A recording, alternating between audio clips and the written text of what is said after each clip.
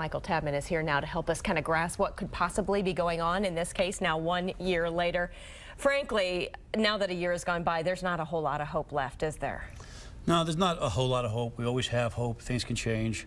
But the leads that we were counting on to maybe bring this to closure a year ago are just no longer realistic. And as we were just talking about this, the age of the child when she went missing does kind of pose its own set of problems, doesn't it? It does. You know, the age progression technology is pretty good. They can make pretty good pictures of people as they age. But this particular age is tough because it changes. You go from a toddler to a young child, baby that's now walking, that is forming words, fine motor skills, the hair is growing. And also, even if the picture is very accurate, it's one thing to take a picture and look at it to the current picture, say, hey, there's a great likeliness here. Right. But for someone, you know, on the street or a civilian to see the baby and say, oh, I saw that in an age progression picture, that's not quite as likely. That's a harder stretch. Yes. Right. And you know what? This case seems to always come back to a lot of questions for the mother, Deborah Bradley. I'm sort of confused, and maybe you can help me figure this out. The investigators seem to be saying, we want still to talk to her. 1 year later, how is it possible she hasn't talked to them? But yet she's saying, I'm cooperating with the investigation. I don't understand the confusion here. Somehow I'm missing something. Well, based on what happened a year ago when all that was going back and forth, my guess would be that the police want to speak to her and her alone. And she has a lawyer now, and she's probably setting conditions that the police do not find acceptable.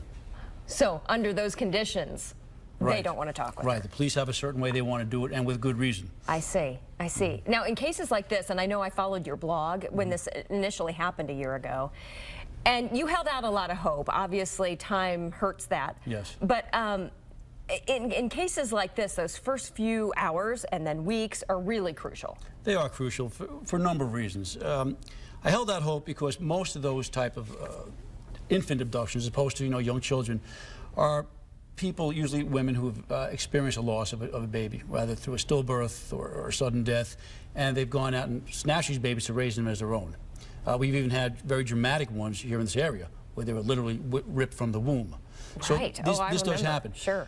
The positive side of that is, that it's easier to solve when that happens, because it's just a story that someone can no longer back up. Someone all of a sudden appears with a child that people realize is not theirs. And the kidnapping has gotten a lot of attention.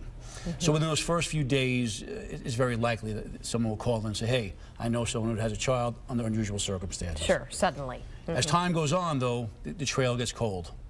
Okay? And it just becomes harder, and the child is further away, and there's just less leads for us to follow. Gosh, but how do you even continue on investigating this one?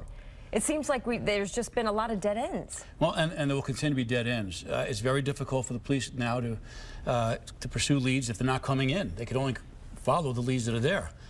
We could hope now is that if baby Lisa's alive and someone has her and trying to raise her as their own, as time goes on, just more things happen that will bring baby Lisa into the public arena. A doctor visit, maybe going to school, or a caretaker, neighbors, other kids to play with. And as those things happen, the person pretending to be the parent is going to have records, documents, explanations. Even if they are adoption records or whatever. Sure. Right. Medical history, family history, just stories. And sooner or later, that lie becomes very hard to maintain. So what we're hoping for is a doctor, or a teacher, somebody, a neighbor, to say this is a little suspicious. Some things are not adding up here. Right, and calling the police. Yeah, we've heard those miracle stories too of kids themselves growing up and finding themselves on missing children websites and things like that. So I mean, there is still some hope to hold on to. There's some hope. It doesn't make up for lost time, but we could hope for that, and maybe someone alert out there will see that and make a call. Yeah, it's just such a frustrating case. Very frustrating. For this city and for the family as well. Yes, it is. It is always a pleasure, Michael. Great to see you. Thank you for coming in. Thank you very much. Giving us some insight. We sure appreciate it. Thank you. You know that